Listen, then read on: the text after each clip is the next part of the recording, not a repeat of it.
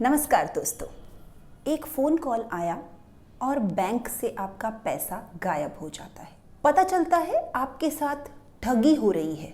ये मामला है साइबर क्राइम का। फिर आप पुलिस और बैंक के चक्कर लगाते रहिए। आरबीआई कहता है सतर्क रहिए, पर जब कॉल बैंक से आया है, अगर सही मायने में कहें तो जब बैंक से फर्जी एग्जीक्यूटिव बनकर किसी ने हमें कॉल किया है और बैंक की डिटेल्स ले रहा है और उसके कुछ ही सेकंड के अंदर हमारे अकाउंट से पैसा निकल जाता है। हाँ जी दोस्तों, ऐसे कॉल्स आने एक आम बात हो चुकी है। पिछले 10-12 सालों के अंदर इस साइबर क्राइम के ठगी के रैकेट ने जगह जगह पर कॉल कर कर करोड़ों रुपए कमा लिए हैं।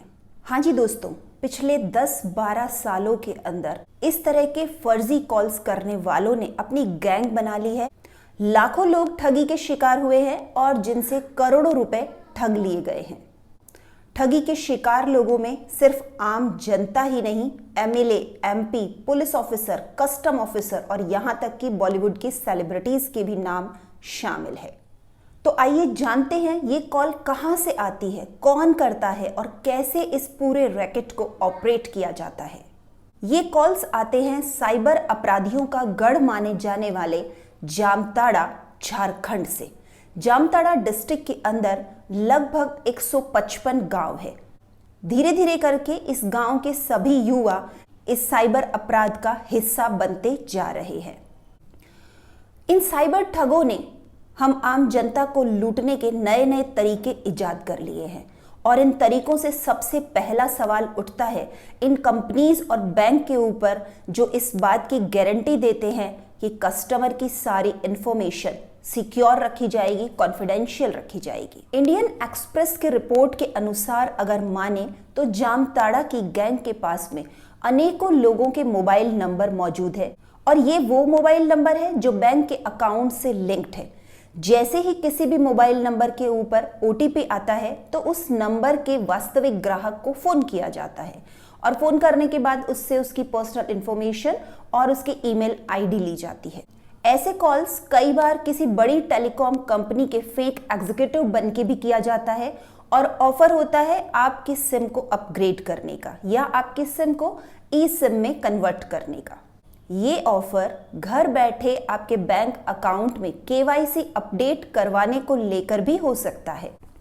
ये फेक एग्जीक्यूटिव्स प्रोफेशनल एग्जीक्यूटिव की तरह आपसे बात करते हैं, आपको ज्ञान की 2-4 बातें बताकर विश्वास में भी ले लेते हैं, जैसे अपने एटीएम कार्ड का पिन नंबर किसी से शेयर मत कीजिए, अपनी मोबाइल बैंकिंग या इंटरनेट बैंकिंग का पासवर्ड किसी को मत बताइए। इस विश्वास को बिल्ड करने के कुछ ही सेकंड बाद वो आपसे आपका ईमेल आईडी प्राप्त कर लेते हैं। फिर ऑफिशियल कस्टमर केयर पर भेजे जाने वाले टेक्स्ट को इस ईमेल आईडी पर भेजकर उस शख्स को निशाना बनाया जाता है। आपके मोबाइल नंबर के साथ ईमेल आईडी रजिस्टर होने के बाद कई बार आपको लुभावने ऑफर में आपके सिम को ई सिम में कन्वर्ट करने का ऑफर भी दिया जाता है और जैसे ही आपकी हामी हुई ये प्रक्रिया पूरी और अब इस साइबर क्रिमिनल के पास आपकी personal information, bank account, SIM card की डिटेल सब कुछ पहुंच चुका है और कुछ ही पलों में अब आपके अकाउंट से पैसा ट्रांसफर हो जाएगा। आज तक की रिपोर्ट की माने तो इन अपराधियों का सबसे बड़ा निशाना आईसीआईसीआई बैंक और टेलीकॉम कंपनी में एयरटेल कंपनी रही है। यानी अधिकांश कॉल एयरटेल एग्जीक्यूटिव बनकर या आईसीआईसीआई बैंक के एग्जीक्यूटिव बनकर किए जाते हैं। हाल ही हरियाणा के फरीदाबाद से ई सिम रैकेट के 5 आरोपियों को गिरफ्तार किया गया है। जनवरी 2021 में जामताड़ा गैंग के बैंक फ्रॉड के मामले को मोहनगढ़ थाने की पुलिस ने सुलझा भी लिया। उसके बाद ही काफी सारे खुलासे हुए किन नए नए तरीकों से जामताड़ा की गैंग लोगों को ठगने का काम कर रहे हैं। मोहनगढ़ पुलिस ने जिस आरोपी को पकड़ा उसके पास 5 एटीएम कार्ड, 2 पासबुक और 1 चेकबुक मिली है। ये कॉलर लोगों को बैंक एग्जीक्यूटिव की तरफ से फोन करके उन्हें एक ऐप डाउनलोड करने के लिए कहते और जैसे ही पीड़ित ने ऐप डाउनलोड की उसके अकाउंट से पैसा ट्रांसफर होना शुरू हो जाता। पुलिस ने जब इस मामले की जांच की तो पता चला जामताड़ा के एटीएम से वो पैसा निकल रहा है। इस तरह मोहन गार्डन पुलिस इस मामले को सुलझाने में कुछ हद तक कामयाब हो सकी। एक और किस्सा जो सितंबर 2020 में घटित हुआ, जब पीड़ित जगत नारायण एटीएम से कुछ पैसा विड्रॉल करने के लिए गए। पैसा विड्रॉल नहीं हो पाया तो घर आकर जगत नारायण ने कस्टमर केयर पर फोन किया। दोस्तों, बैंक की वेबसाइट पर भी अब इन फेक कॉलर्स ने एग्जीक्यूटिव के नाम से अपने नंबर्स अपलोड कर दिए हैं, जिससे जब हम वेबसाइट पर सर्च करके कस्टमर केयर पर कॉल करते हैं तो हमारा कॉल इन फेक एग्जीक्यूटिव के पास पहुंचता है। ऐसा ही जगत नारायण के साथ हुआ। सामने से कस्टमर केयर के एग्जीक्यूटिव ने उन्हें एक ऐप डाउनलोड करने के लिए कहा। जैसे ही ऐप डाउनलोड हुई, 2 बार के विड्रॉल में 40,000 और 60,000 यानी कुल 1 लाख रुपए की चपत जगत नारायण को लग चुकी थी। आरोपी ने पुलिस को बताया कि वो इंटरनेट पर बैंक के एग्जीक्यूटिव के नाम से प्रोफाइल बना लेता था और अपना मोबाइल नंबर उस पर अपलोड करता था। आरोपी के 8 अलग अलग बैंक में अकाउंट मिले, जिनसे वो एटीएम के द्वारा इस ठगी किए गए पैसे को निकाल लेता था। दूसरा तरीका इससे भी ज्यादा खतरनाक जो जामवाड़ा गैंग के लोगों ने इख्तियार करना शुरू किया, जिसमें वो टेलीकॉम कंपनी के एग्जीक्यूटिव बनकर आपको फोन करते हैं और आपके सिम जो 3G में चल रही है उसे 4G या 5G या ई सिम में कन्वर्ट करने का ऑफर देते हैं। जैसे ही आप इस ऑफर को स्वीकार कर लेते हैं, आपके सिम के IMSI 15 डिजिट के नंबर को आपसे मांग लिया जाता है।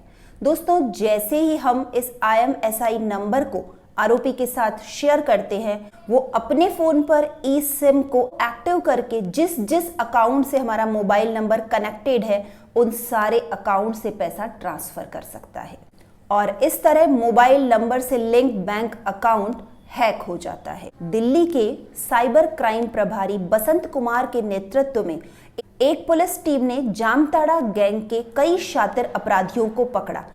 इन आरोपियों के पास कुल 305 बैंक अकाउंट है जो नेशनलाइज्ड बैंक में है और फोन पे, गूगल पे, अमेजॉन पे जैसी बहुत सारी ऐप के वॉलेट भी ये ऑपरेट करते हैं और लगभग आज तक 1.25 करोड़ रुपए की ठगी कर चुके हैं। दोस्तों, ई सिम आना जितना हमारे लिए फायदेमंद हुआ उतना ही इन साइबर क्रिमिनल्स के लिए भी, क्योंकि कुछ बड़ी कंपनी के ब्रांडेड फोन के अंदर सिम डाले बिना ही ई सिम एक्टिवेट हो जाती है और इस तरह सिम से कनेक्टेड सारे ही बैंक अकाउंट की डिटेल्स आरोपियों तक पहुंच जाती है। अब जानते हैं ये जामताड़ा जिला कौन सा है। दोस्तों, झारखंड का एक पिछड़ा हुआ जिला जामताड़ा, जिसमें लगभग 155 गांव है, जहां मोबाइल नेटवर्क पूरी तरह से काम नहीं करता है। उसके बावजूद साइबर क्राइम में सबसे ज्यादा सुर्खियों में आने वाला जिला झारखंड का जामताड़ा है। ये एक पिछड़ा हुआ इलाका है जहां कंप्यूटर, इंटरनेट और एजुकेशन पूरी तरह से पहुंची ही नहीं है। फिर भी 5वीं, 8वीं और 10वीं पढ़े हुए युवा साइबर क्राइम को अंजाम देते हैं। इस जामताड़ा जिले में भी 2 प्रमुख गांव हैं जो इस साइबर क्राइम का गढ़ है, जिसमें पहला नाम है नारायणपुरा और दूसरा करमाटा। रीजन सबसे बड़ा है कि ये 2 गांव हैं जिनके नजदीक मोबाइल टावर लगे हुए हैं और इसलिए इस जिले के अधिकांश युवा इन 2 गांव से ही अपने साइबर क्राइम को अंजाम देते हैं। दोस्तों, ये गांव इतने पिछड़े हुए हैं कि यहाँ पर पूरी तरह से एजुकेशन नहीं पहुंची है। अधिकांश लोग बेरोजगार है, सिर्फ थोड़ी बहुत खेती करके अपने घर का पालन पोषण करते हैं।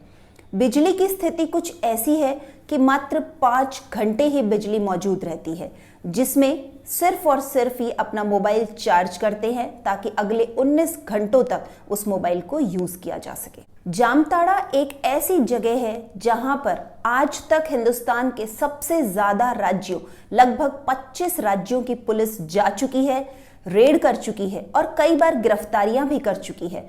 Goa police, Delhi police, Mumbai police, Tamil Nadu, Rajasthan, ऐसा कोई भी बड़ा राज्य नहीं है जहां की पुलिस ने शिकायत के दम पर जामताड़ा जाकर जांच पड़ताल ना की हो। साइबर क्राइम का अपराध जामताड़ा के गांवों के अंदर पिछले 10-12 सालों से ज्यादा सक्रिय हुआ है, पर ऐसा नहीं है, इससे पहले यहां की स्थिति बहुत सुधरी हुई थी। 10-12 साल पहले इनका काम था चलती हुई ट्रेन में चढ़कर पैसेंजर्स को बहला फुसलाकर बेहोशी की दवा खिलाना और फिर पैसेंजर के पास से कीमती सामान को चुरा लेना। लगभग 2008 में साइबर क्राइम की शुरुआत जामताड़ा जिले में हुई थी। रोजगार के सिलसिले में जामताड़ा जिले के कुछ गांव के 4-5 युवा दिल्ली पहुंचे। दिल्ली में पैसा कमाने के उद्देश्य से मोबाइल पर फिल्मी क्विज शुरू कर दी, जिसमें एक सवाल का जवाब देते ही आपको दूसरा आसान सा बॉलीवुड का सवाल आ जाता था। इस तरह कुछ सवालों के जवाब देने के बाद अगले राउंड पर पहुंचने के लिए 10 से 15 रुपए ट्रांसफर करवाए जाते थे। उस समय ये 4-5 युवा बड़े कॉन्फिडेंट होने लगे जब 10-15 रुपए बहुत सारे लोग इस क्विज के नाम पर ट्रांसफर कर दिया करते थे। इस तरह के और कई छोटे छोटे चीट से इन लोगों में कॉन्फिडेंस डेवलप होना शुरू हुआ और ये पहुंच गए अपने एरिया जामताड़ा में।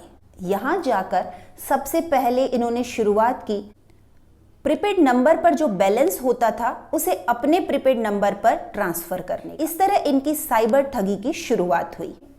फिर इन्होंने काफी सारे सिम खरीदी और बैंक एग्जीक्यूटिव बनकर लोगों को फोन घुमाने शुरू कर दिए। बैंक एग्जीक्यूटिव की तरह प्रोफेशनल टॉक करना और स्पेशली इंग्लिश में, इसके लिए खासी ट्रेनिंग ली और ट्रेनिंग लेने के बाद अपने दोस्तों को भी इन्होंने ट्रेनिंग देना शुरू किया और इस तरह एक गैंग बनती चली गई। सबसे ज्यादा फायदा तब हुआ जब बैंक ने अपना एक्सपेंशन करने के लिए इंग्लिश के साथ साथ हिंदी में कस्टमर केयर की सुविधा उपलब्ध करवा दी। जामताड़ा गैंग के लोग जो कि बहुत कम पढ़े लिखे थे, ज्यादा से ज्यादा 10वीं पास, उनके लिए हिंदी की शुरुआत होना सोने पे सुहागा हो गया। अब सिर्फ वो लहजा जानना था जिस तरह कस्टमर केयर के एग्जीक्यूटिव ग्राहकों से बात करते हैं। ये फेक एग्जीक्यूटिव पूरी ट्रेनिंग के साथ एक दिन में कई लोगों को फोन करते। कुछ लोग इनके झांसे में आने लगे जो अपना एटीएम कार्ड का 16 डिजिट नंबर, अपना ईमेल आईडी, अपनी पर्सनल डिटेल और यहां तक कि सीवीवी नंबर भी शेयर कर देते और जैसे ही सीवीवी नंबर और ओटीपी शेयर होता उनके अकाउंट से लाखों रुपए का ट्रांजैक्शन होने लग गया। दोस्तों, हिंदुस्तान का एक पिछड़ा जिला जहां पर प्रॉपर मोबाइल नेटवर्क मौजूद नहीं है, बेरोजगारी, गरीबी से जो लोग त्रस्त है, अब उन्होंने ये नया हथकंडा अपनाना शुरू किया और मोबाइल के नेटवर्क को पकड़ने के लिए किसी ऊंचे पेड़ पर चढ़कर वो बाकायदा ग्राहकों को फोन करते थे ताकि आवाज साफ आ सके। इस छोटी सी गैंग की प्रोग्रेस को देखकर और अचानक आए हुए पैसे को देखकर लगभग 150 गांव के लड़के 2015 में इस गैंग में शामिल हो गए और इस तरह जामताड़ा साइबर गैंग धीरे धीरे बढ़ने लगी थी। 2016-17 में तो गांव के कच्चे मकान टूटकर पक्के बड़े आलीशान मकान बनने लगे। हर घर के अंदर 2 या 3 एसयूवी गाड़ियां होने लगी। लगातार होती इस ठगी की शिकायतों की वजह से अब पुलिस की नजर जामताड़ा पर पड़ने लगी, तो लोगों ने उस एरिया में रहकर कॉल करने के बजाय अपनी एसयूवी गाड़ियों को ही अपना अड्डा बना लिया। अब वे लॉन्ग ड्राइव पर निकल जाते और कस्टमर केयर के फेक एग्जीक्यूटिव बनकर ग्राहकों से बात करने लगे। दोस्तों, ठगी सालों से चल रही है। करोड़ों रुपए इस ठगी में जा चुके हैं। ना तो वो पैसा वापस आया है और शिकायतों के बाद पुलिस ने गिरफ्तारियां भी की है, पर साइबर क्राइम से संबंधित हमारा कानून इतना लचर है कि बहुत आसानी से इन आरोपियों को जमानत मिल जाती है। अब जामताड़ा जिले के गांवों की स्थिति ऐसी हो चुकी है कि यहां पर मीडिया और पुलिस का घुसना भी दुश्वार हो गया है। गांव के लोग एकजुट होकर पुलिस को बंधक बना लेते हैं या उनके साथ मारपीट करने लगे हैं। लोकल पुलिस की सहायता के बिना किसी भी स्टेट की पुलिस अब जामताड़ा गांव में जाकर ना तो रेड कर सकती है, ना ही किसी को गिरफ्तार कर पाती है। नोटबंदी के बाद जामताड़ा गैंग के सामने एक नया चैलेंज आया, क्योंकि अब नकदी का काम खत्म होने लगा था। लोग एटीएम पर जाना बंद कर चुके थे, तो एक नया तरीका निकाला गया। लोगों के डेबिट कार्ड की डिटेल लेकर उसका क्लोन तैयार किया जाता और ऑनलाइन शॉपिंग करके उस सामान को कम कीमतों में बेच दिया जाता। समय समय पर जामताड़ा गैंग ने ठगी के तरीकों में बदलाव किया है। कभी 4G 5G ई सिम का ऑफर देकर, कभी बैंक की KYC के नाम पर, कभी ऑनलाइन शॉपिंग में ठगी करके लगभग 1000 लड़के जामताड़ा जिले से आज तक गिरफ्तार किए गए हैं, जो जमानत पर समय समय पर छूट भी जाते हैं। करोड़ों की ठगी हो चुकी है। लड़कों के गिरफ्तार होने के बाद भी ठगी का पैसा नहीं मिलता और किसी भी MLA, MP या सेलिब्रिटी तक को ये पैसा रिटर्न नहीं हुआ है। लगभग लाखों की संख्या में लोगों की लिस्ट है जो इस ठगी का शिकार हो चुके हैं। कुछ समय पहले झारखंड हाई कोर्ट के जज के आदेश पर जुडिशियल एकेडमी ऑफ झारखंड और national law college of Ranchi के कुछ एक्सपर्ट स्टूडेंट्स को लेकर एक टीम बनाई गई। इन लॉ एक्सपर्ट्स का काम था इस पूरे मामले की जांच करना, किस तरह से ये गैंग काम करती है और किन किन तरीकों को अपनाकर ये आम जनता को ठगी का शिकार बनाते हैं। कभी कभी जामताड़ा गैंग के लड़कों का कॉल किसी रिपोर्टर या मीडिया से संबंधित व्यक्ति तक भी पहुंच जाता है। ऐसी स्थिति में भी वे अपना कॉन्फिडेंस बिल्कुल भी लूज नहीं करते और पता चल जाने के बावजूद वे खुलेआम ये चुनौती देते हैं कि आप पुलिस में शिकायत कर सकते हैं, देखते हैं किसकी हिम्मत है कि हमें आकर गिरफ्तार कर ले। क्योंकि गांव के लोगों में एकजुटता है और घने जंगलों में होने के कारण अगर पुलिस पहुंच भी जाती है तो लड़के भागकर जंगलों में गायब हो जाते।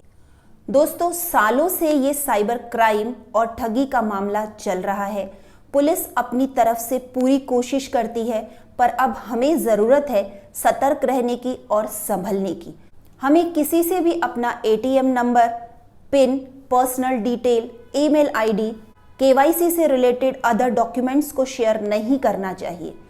कभी भी किसी बैंक का एग्जीक्यूटिव आपसे बहुत ज़रूरी और कॉन्फिडेंशियल चीज़ों की मांग फ़ोन पर नहीं करता है। अपने डेबिट और क्रेडिट कार्ड को किसी भी अनजान वेबसाइट पर यूज़ ना करें। कोरोना काल में और लॉकडाउन के टाइम पर एक नया तरीका इजाद हुआ है डेबिट कार्ड या क्रेडिट कार्ड का क्लोन बनाने का। इसलिए दोस्तों, अपने ATM को सेफ रखने के लिए जिस जगह पर सबसे ज़्यादा ATM यूज़ किया जाता है मार्केट के एरिया में, आप ऐसे ATM को यूज़ करें। किसी सुनसान जगह के खाली ATM को यूज़ ना किया जाए। ऑनलाइन शॉपिंग के दौरान भी अपने ऐसे अकाउंट की डिटेल शेयर कीजिए जिसमें आप कम पैसा रखते हो। जहां पर ज़्यादा अमाउंट हो, ऐसे अकाउंट को ऑनलाइन शॉपिंग में यूज़ नहीं किया जाना चाहिए। सबसे ज़रूरी बात, अपनी इंटरनेट बैंकिंग की डिटेल किसी भी स्थिति में किसी और के सिस्टम, डेस्कटॉप या लैपटॉप पर लॉगिन ना करें। हमें सतर्क रहने की ज़रूरत है क्योंकि आम जनता से ज़्यादा क्रिमिनल एक्सपर्ट है और अपडेट है। इसलिए ज़रूरत है अपने बैंक अकाउंट को, अपने सिम कार्ड को, अपने ATM कार्ड को हम सेफ रखें और सेफ्टी के साथ इन सब चीज़ों का आनंद लें। पिछले 1-2 सालों में OLX के माध्यम से भी ठगी की शुरुआत हो चुकी है।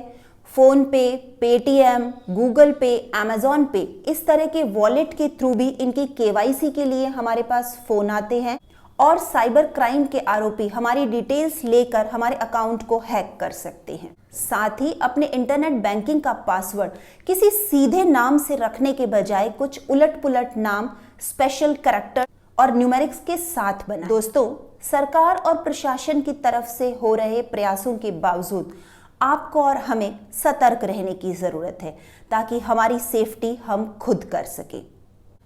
आज हम बात कर रहे थे साइबर क्राइम का गढ़ जामताड़ा जिला और जामताड़ा गैंग के बारे में, जिसने अब तक लाखों लोगों को लूटकर करोड़ों रुपए इकट्ठे कर लिए हैं।